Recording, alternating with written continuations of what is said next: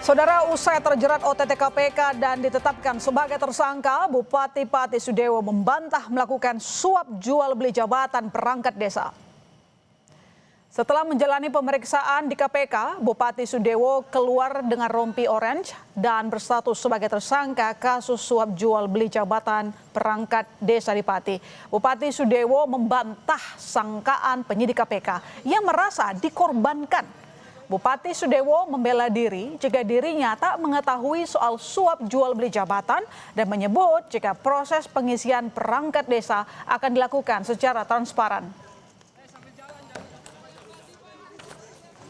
CAT dan juga mengundang ormas LSM dan semua pihak termasuk media untuk melakukan pengawasan seleksi.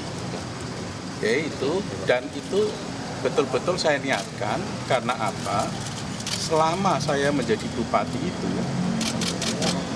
pada pengangkatan pejabat di lingkungan pemerintah Kabupaten Pati baik eselon 3 maupun eselon 2 yang ratusan orang termasuk pejabat di Rumah Sakit Umum Daerah dan BUMD, tidak ada satupun yang transaksional.